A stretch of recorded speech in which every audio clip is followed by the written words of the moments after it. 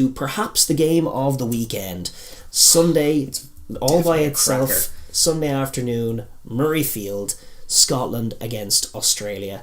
This is a pretty joyous game, to be honest with you. I just can't see this being anything other than a banger. Yeah. We've got Roman Poit in charge. Hopefully he doesn't disrupt things too much. Sure, you can't see it being anything other than we got Matt Carley and Al Jacobs of South Africa as AORs, and Marius Jonker as the TMO, also Safa. This obviously feels like the game of the weekend. We have a high-skilled, high-quality Scotland team who have done nothing but impress me all year, like to the point where I think if they had a bit more clutch and a bit better game management at times, they might have won the Six Nations. They were that good. People don't consider them in that tier, but they really have been exceptional this year. They have an opportunity here to show that they belong on the big stage in front of their raucous and bullish home support in Murrayfield, which I'm really excited to see as well. True. But on the other side, we have a Wallaby team fresh off 5 straight You want wins. to talk about momentum? There's the Wallabies. Jeez, this team are looking very, very special. Back-to-back wins over the Springboks was just an awesome effort. They're now 5 on the bounce. They had a good win against Japan away. That was an awkward game. It was awkward. But they saw it. They were asked a few questions, but they looked the better side and got a deserved win in the end. Yeah, I mean, I don't quite know how to split these teams. I think this is a really good litmus test for whether there's a distinct gap in class between what's going on in the Rugby Championship and the Six Nations. If Australia look head and shoulders better than Scotland, that's probably a worrying sign for everyone in Europe about what's going on, because they are very similar teams and it does feel like a really close match. Historically speaking, the two-time world champs obviously hold the edge. They have a 21-11 record over the Scots. But that actually reduces to 11 and 8 in Murrayfield, so pretty tight. It tends to be about 50-50 when they play in Scotland. The last time that they met, back in 2017, Scotland put 50 on them in an incredible show of offensive brilliance against a somewhat floundersome Wallabies at that stage. Very different in the mid-World Cup cycle. That was no good. The Scots beat the Wallabies in Sydney that same year. But that Murrayfield blowout was the only game since 2006 that didn't finish as a one-score game between the two sides. They tend to be close, and none more so than that dramatic World Cup quarter-final in 2015 that finished 35-34. They tend to play out those kind of games. I know Scotland had a couple of low-scoring wins in the wet, but usually these games tend to be offense, honest as the day is long as well. It's just you play, I play. We'll see who wins the matchup. Both sides like to attack, both sides like to jackal at the ruck, both sides play pretty clean, but I just think this is a really fun game. I agree with all of that, to be honest. Nothing more to bill it. Dave Rennie returning to Scottish shores, obviously he coached Glasgow as well. There's that for a bit of colour as well. And Steve Tandy as well, who's the Scottish defence coach, was with the Waratahs for a couple of years, so he'll have an eye on what the Wallabies are doing as well. So there's definitely a few links there. The other bit of colour that I can offer you is that it's an opportunity for the Scots to claim the not often talked about Rayburn Shield. The Rayburn Shield. That's the World Championship, the boxing style World Championship, where as soon as the team loses, they relinquish it. Yes. The Wallabies won that off the Springboks and haven't looked back since. That's right. And if the Scots can nick it, like Tyson Fury talking lineal heavyweight champion. Lineal, that's the word for it. The lineal trophy of the world. Sure. Scotland could be the lineal. I thought you were talking about one of those made up trophies that like Scotland. I'm sure there's one of those too. There's one of those, the Haggis Cup or whatever. The 18 who cares cup. Haggis Koala Cup. Haggis Koala Cup. Yeah, something along those lines. But that is an opportunity, all right, for the Scots to poach that. And then, to be honest, we wouldn't hear the end of that from the Scots. No, if they were winning, you'd see it crop up. You'd see it crop up for sure. I suppose to look at it from both sides' point of view, including we're going to start with the hosts, who are Scotland. As you say, it's a Sunday game, so we don't actually have the match day 23 to hand, but we do have a rough idea of what we can expect from both. We saw Scotland obviously last week, and we saw the Wallabies take the field in Japan a couple of weeks prior as well. That's right. But we have a few more messers returning for Scotland, guys like Finn Russell, Chris Harris, Hogg, Duhan van der Merwe.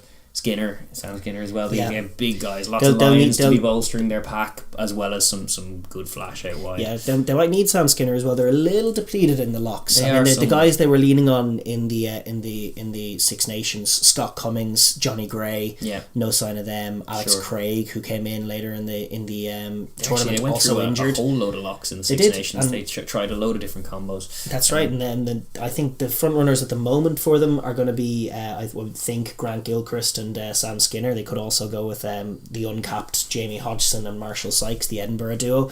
But I suspect it'll be Gilchrist and Skinner in at lock, unless they want to do something funky and put a back rower there. And then they've got obviously that all singing, all dancing back row of Jamie Ritchie, Hamish Watson, and likely Matt Fagerson joining them as well. And then they've options as to whether they want to go for Haining on the bench or the much touted Dylan Richardson, who they poached from the Sharks in South Africa. I think on account of a Scottish grandmother. He's obviously very highly regarded and might feature for his debut this week as well.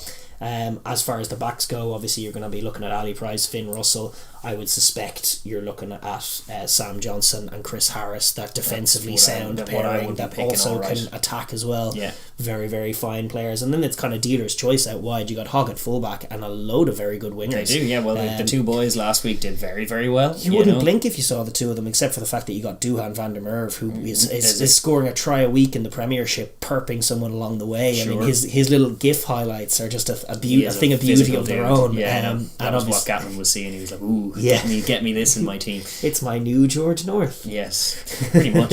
A very very physical player. So no, they have lots of options out there. It'll be tough. Whoever has dropped up McLean or Stain will, or even Darcy Graham, Darcy Graham, whoever has to bow out will feel a little aggrieved, because they all play pretty well and they got themselves scores. But it is a bigger test this week. But It's not a clash of styles for Scotland so much as it's a question of playmaking.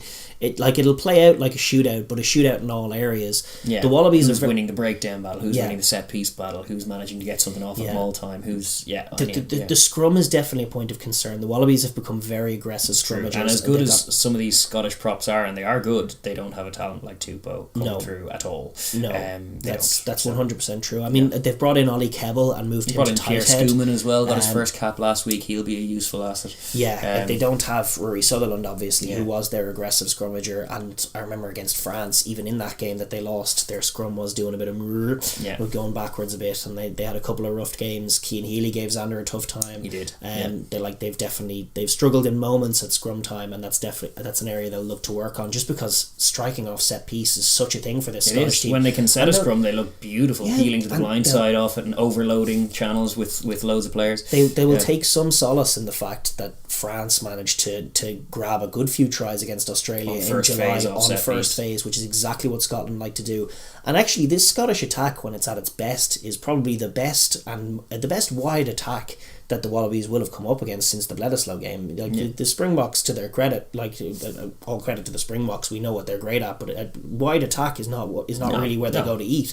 And so the Wallabies' defence, while decent, probably hasn't had that tough a test in this 5-game winning streak that they're going to get this week from Finn Russell and the boys. Well, Japan gave them a rattle for times, but they managed to dominate the contact zone too readily. Japan are very good, but I think this Scottish team, when it's polished and on its blow, some of the tries they scored in the Six Nations were absolutely special. The way that they worked the space, they just off first phase, they looked to access the wide channels, and then Finn Russell will have such a read. If you bite in, as some of the Wallabies wingers are wont to do, you could see last week the space that they put Rufus McLean in off that scrum when they worked just a little bit of a screen, put the 10 Kinghorn in behind on the back of the screen. If you put Finn Russell in that position, get him off the back of a screen, and the Wallabies are biting in, he'll find his man 10 times out of 10. And that's the scary thing from a Wallaby point of view, but promising from the Scots. It's all about striking off set piece, being quick, grabbing tries, being hungry. They're a proper offensive team, really moulded on manufactured off the old Australian model. It's like Australia versus a team modelled on Australia. It's a fun one. It is a fun one. It's who's going to get more off.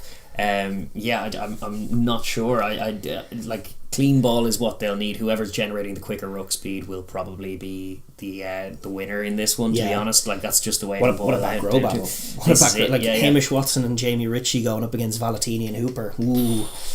Really good. Tough task for Watson and Ritchie. It is, because Hooper has looked faultless. And so is Valentini. Valentini has in the contact. grabbed the jersey with the scruff of the neck. And Kirpin Springboks up over here. Yeah, indeed. So, I'm looking forward to that collision there. There's just the collision zone and the amount of work rate that all of those back rowers will be forced to get through and do get through all the time. For Scotland, they need to kind of ride the crowd a little bit, try and use their kicking and use a bit of game management to try and get a bit of squeeze on, and then strike. They're a lovely attacking team. So are the Wallabies, and I would give the edge to the Wallabies probably in the forward pack, especially when you consider one or two of the injuries that Scotland have. The Tupou factor.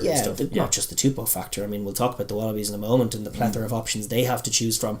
But one area that I would give the Scots an advantage on the evidence of this year is the kicking game. Yeah. And before the 50-22 game, before the 50-22 came in, Scotland, I haven't looked up the stats on this, but I'd be shocked if they weren't the most 50, if they didn't kick the most 50-22. Long spiral from Hogg's boot that was dialed in all tournament long, and Finn Russell with some good ones as switch kicks from Russell and long spirals from Hogg. You're right, those were absolute peaches, and that's what can set. Like, they need to set up. You talk about whoever's going to get the cleaner ball might come out on top. Whoever sets up the most offensive drives, who can dial in that 50-22. To be fair, the 50-22 came into effect before Bledisloe, and we just didn't see it in those two teams. Just didn't care. They were like, no, we just ran the ball. Exactly. And it's like, okay, fine, but it comes up to Europe and it's straight away teams are looking for it very much so. And Scotland were dialing that in even before the law was in as a good in for them to play the territory game. It certainly worked wonders for them against England.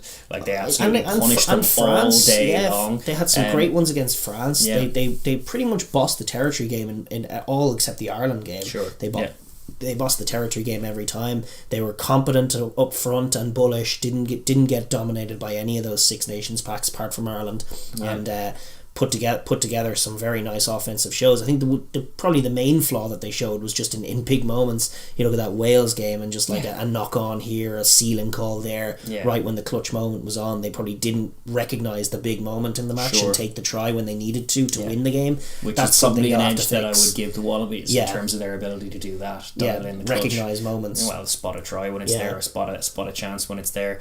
From Scotland's point of view, that is the big work on. It's a big intangible as well. Like, you get no inkling into it when they're hammering Tonga last week, because it doesn't even enter into the conversation. They look so good then because they're playing with confidence and with supreme kind of security in the fact that they're never going to lose the game. Whereas as soon as the result is thrown into the balance, that's when you see the worst of Scotland come out. And hopefully we see more of the best rather than the worst, because I don't want a game like this to be decided by a horrendous pick or something, or like something, because if it is, that's probably not good for Scotland. Not necessarily, because the Wallabies have done that this season too, but I suppose to pivot on to the Wallabies, who are just in frightening form themselves, they are a little shorn of some of their talent. Obviously the special K factor they were talking about, your Corabettis, your Karevis staying at home. Obviously no Quade Cooper as well, most recently. Sean McMahon too. They're all staying. I think Japan, the top league, is where they're playing, and that's a little black mark for them. We normally shake our fists at the top tours, but top league, why are you not releasing players? When your games aren't going on right now, it's very curious one that. It is. But James O'Connor returns in his absence. In response to that, they have broken out the artillery and said, hey, European-based class players, come on down. Into the squad comes Curtly Beale, Will Skelton, Rory Arnold, Tolu Latu, Colby Fayanga, who you remember from Connacht a couple of years ago. Very good player. Really, really good player. And Duncan Payaoa, who a class midfield player as well. That is some real firepower to add to this squad. Long overdue addition of Skelton to this squad. I'm excited to see. Rory Arnold as well. Now all of a sudden, like once upon a year, you were talking about the Wallaby locks as a real problem. Now they have a choice between Isaac Rodda, Darcy Swain, Matt Phillip, Will Skelton, and Rory Arnold. Awesome. How do you pick even three from that bunch? That is exciting as all hell. Now they're putting the piece together. Even last season, when they were very, very much improved and had some good things, it was in those kind of type 5 areas that they were struggling, particularly the locks, where they were struggling with the likes of the All Blacks, and then more recently even the Pumas last year as well were swallowing them up in that thing. No risk of that with the likes of Skelton and Arnold. It just adds and I think Swain and Phillip have been brilliant this year as well. This is it. They're doing a great job of spreading minutes around this season. They really are, and still getting results. They're 5 wins on the bounce, but they've given they've given so much good time to so many. Like going back to that France tour, it was Noah Lolosio kicking, winning kicks and stuff, and getting a load of confidence for a young man. And the Rugby Championship was all Quade Cooper. Now they come north, it's probably going to be James O'Connor getting his minutes. Lolosio is back in the squad as well, which I'm happy to see. I was kind of bamboozled by his not being in the squad. He's still very much a big part of the future of the Wallabies and needs to be involved, regardless of the fact that JOC and Quade are still a bit ahead of him. But it's a very exciting Wallaby team. They do have some issues that they've no Reece Hodge. They've no one really covering that fullback position. Sure. So that's why Curtly Beale probably comes in. No Tom Banks. Well, Curtly Beale could come into the team straight away. I think what's touted to happen is that they might move Kellaway to fullback, which is interesting. Because he's been all form, given the ball. Yeah, I mean, listen, working him into the offense is no bad thing. Although sometimes there's a question of why change something that's working so well. True. But the real test from the back three is covering that backfield. Scotland will kick it aggressively, hunting 22s, and that's one area that the Wallabies will have to focus on covering and defending and working the pendulum. If it's Pataya, they'll all need to dial in the aerial contest and just the coverage, because those spirals can cover a lot of distance very quickly and are tough to cover if you're disconnected as a pendulum. So they will have to dial that in. I'm sure they will be. Like they were alert to that danger with the Springboks and diffused it very, very well. In terms of just the kicking game. But more so, it's about attacking. That's what's lovely about this offense, or about this Australia team, is that they will defend you. They'll do their due diligence, but they want to play ball. They want to get the ball in their hands and play with it. It's another great matchup as well. I think we saw, from Scotland's point of view, we saw Chris Harris defend the French really, really well. Very good defender. Shut down much of what the French were bringing. But we know from even the Wales game, but we know from Scotland teams past, always under Gregor Townsend, that you can catch them on first phase as easily as they can catch Sometimes you. True. And the Wallabies will be looking to puncture holes and test that midfield really from the off. And I'm definitely just looking forward to seeing how that one plays out. And likewise on the defensive side of the ball, the question of how to defend Finn Russell is a real quandary. I would caution against being super aggressive. I know I did for the All Blacks last week against Wales, and they went super aggressive and it worked out super well. But I think this Scottish side is polished enough. And I just remember what the Wallabies did in Bledisloe, especially the first Bledisloe game, when for a period they defended really well by holding their width and just reducing the options for the miss passes and the wide play. Offering up some soft yardage on the inside, but always having that jackal threat from the likes of Hooper, so that if Scotland want to attack there, they have to be technical. In the tight as well. Like if you're bolstering your rows or your locks with that kind of heft, hold your width and force them inside into those big pillar men and just smash them all day. And then get Hooper involved in the turnover game. Try and pounce on turnover if you can. Target the ball in contact of the Scottish carriers. You might be seeing a greasy ball of a what is it, November 7th in Murrayfield in Edinburgh. It could be a bit wet up there. Target the ball, swinging arms at the ball carrier, try and dislodge that thing, try and transition very quickly. They will still just engage in the shootout philosophy here and be bullish and be confident in their ability to win it, but it's up in the air though. I don't know who's the better offense at the minute, but they should be trusting themselves in their game, because they should be trusting their forward pack. That's what they should be trusting, really, because the Scots, they do have in Jamie Ritchie and Hamish Watson two top class back rowers, and at hooker they have a plethora of really quality options to choose from as well, whether they go with McAnally or Turner or Fraser Brown. They do have some serious options in there. But the Wallabies look a little stronger on that inside. Falau Faianga's form is great. They've got Tolu Latu now coming in at hooker. That tightens up that position, which had been a bit dodgy. Falau Faianga finding some form is definitely great for them. Going all out attack, pick Tupou to start and go for it. Pick Tupou. Whatever. I think wherever you pick Tupou, whether it's on the bench or starting, put Skelton with him. So if you're starting with Skelton on the bench, start Tupou on the bench, so you can have the two of them together and just watch that right side of the scrum go to destructive work. It must be one of the best right sides of a scrum you'll ever see. Perhaps the best in the history of the game. It could be that good. I mean, like the sheer heft on that side, it'll be difficult to see even a Schumann or a Kebble or anybody living with it. And if they can dominate that will be win the forward battle. It'll take the crowd out of it. It'll take the Scots options out of it. They need to try and arrest control of that. Like they need to try and put the squeeze on from pretty early and exert some pressure so that they can get on top of both team and crowd, and then navigate the game successfully using their good halfbacks to do so. And they've demonstrated an ability to close out games, even games that are in the balance, like that Japan game a couple of weeks ago. could, like, they were away from home as well, but they managed to get on top early, like, assert themselves early, and keep them at arm's length from there, which is the MO here as well, against a dangerous Scottish side. Exactly right, and I'd love to see some clever kicking from them as well. We know the Scots are going to bring a good kicking game. What do they have by request? Yeah, I'd love to see whether it's Nick White. If it's Nick White who starts or comes on, you know he can bring in some lovely little kicks in behind to pin the Scots back and frustrate them more so.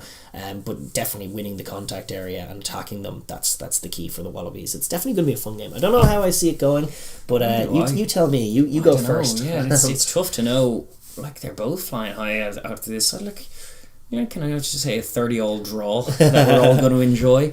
No, I'll say 30-29 to 30-29. I love to it. The Scots. Wow. Just Rayburn Shield, lineal champions of the world, Scotland. Yeah, I'm going to give them the win here. I don't know if that's too bullish, because I think Oz are bloody good. It could be an Aussie blowout win as well, but I'm expecting a shootout, and I'm just going to give a slight edge to the home side in this one, but only a slight one. I can't wait to watch it. This is 100 for me. This is 100% the game of the weekend. It is. Like, it's just high-powered offenses going at it, and I really do love Finn Russell. I think he is an X-factor player to the extent that Tupou is up front. Finn Russell is in the back line. I actually think he's better than JOC. He's better than probably Quade Cooper in my book as well. I think he's one of the best 10s in the world, if not the best, apart from maybe Moanga. He's a lethal player. And if him and Hogg can get that axis going at home, where they're pinning the Wallabies back, where they're striking off set piece, just give themselves more attacks, give themselves more chances to launch off midfield lineouts and scrums, and then poke holes in the Wallaby defence and find tries that way and get the Murrayfield buzz roaring. Then you're talking about a reel in. So yeah, I keep flipping. It's coin flip game in my head, but. You went for Scotland. I might say that the Wallabies, just with the bench impact, just with the ferocity of the forward pack, with potentially Skelton coming into the game, might just have enough. You know what'll decide it if it's wet weather or not. I'm literally going to Google the weather in Edinburgh. If it's raining, Scotland win. That's how I predict games. That's proper analysis. No, I don't think so. Sunday, clear skies. Japers. You're saying the Wallabies then? Yeah, Wallabies to steal it late and hold on to their winning streak with a very dramatically, we'll say 34-33. There you go. Yeah, it's going to be something class. Anyway. Something unreal, really good. Something so romantic. You're going to be so let down if this game ends up being a wet weather scruffy game that's edged by, I don't know. I just don't think so. I'm looking at the history of these games as well. They're always bangers. This is going to be great. Buckle up. This is going to be a fun Sunday afternoon entertainment for you. Definitely can't wait for this one. 100%.